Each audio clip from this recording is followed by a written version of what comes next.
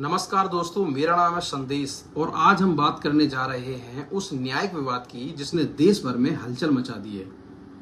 सवाल यह है कि क्या जस्टिस यशवंत वर्मा अब भी हाई कोर्ट के जज हैं?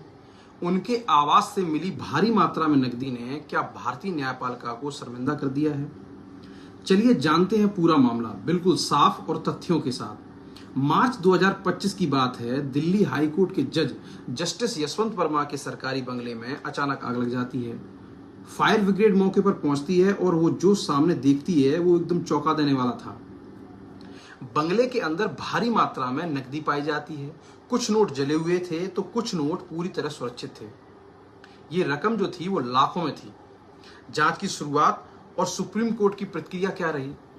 जब यह खबर सामने आई तो सुप्रीम कोर्ट ने तुरंत एक्शन लिया। सीजीआई संजीव खन्ना की अध्यक्षता में कोलिजियम ने फैसला लिया कि जस्टिस वर्मा को दिल्ली हाई कोर्ट से हटाकर इलाहाबाद हाई कोर्ट ट्रांसफर किया जाए।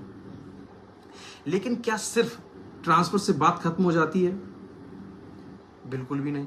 अंदरूनी जांच का गठन होना बहुत जरूरी था। सुप्रीम कोर्ट ने इस मामले पर 3 जजों की एक विशेष जांच समिति बनाई।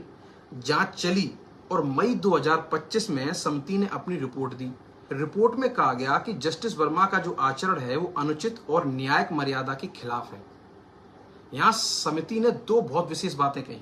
उसमें एक बात यह थी, या तो वे स्वेच्छा से इस्तीफा दे दें या फिर उनके खिलाफ महाभियोग इम्पीचमेंट की प्रक्रिया शुरू की जाए। अब इस पूरे प्रकरण पर जस्टिस वर्मा ने क्या जवाब दिया वो भी सुन लीजिए आप। जस्टिस वर्मा ने इस आरोपों को बिल्कुल सिरे से खारिज कर दिया। उन्होंने कहा कि उन्हें अपनी बात रखने का पूरा मौका नहीं मिला, इसलिए उन्होंने इस्तीफा देने से साफ इनकार कर दिया। अब जुलाई 2025 तक की स्थिति क्या है वो आप सुन लीजिए। 200 से ज्यादा सांसदों ने संसद में महाभियोग नोटिस दिया है। राज्यसभा के सभापति जगदीप धनखड़ ने नोटिस स्वीकार किया, लेकिन उनके इस्तीफे से प्रक्रिया अटक गई है।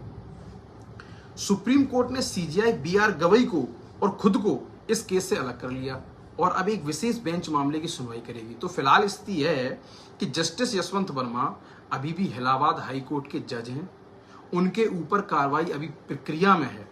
इस्तीफा नहीं दिया गया है। देश की संसद और सुप्रीम कोर्ट दोनों अब इस मामले की निगरानी कर रहे हैं। अंत में एक सवाल है आप लोगों से, जब देश के सबसे ऊंचे न्यायिक पद पर बैठे व्यक्ति पर ही सवाल उठे तो फिर आम आदमी किस पर भरोसा करे? क्या जस्टिस वर्मा को समय रहते पद से हटा दिया जाएगा या फिर यह मामला भी किसी फाइल में दब कर रह जाएगा? आप लोगों का क्या मानना है कमेंट में आप मेरे जरूर बताएं। अगर आपको ये रिपोर्ट और ये मेरी वीडियो पसंद आई हो तो इसे शेयर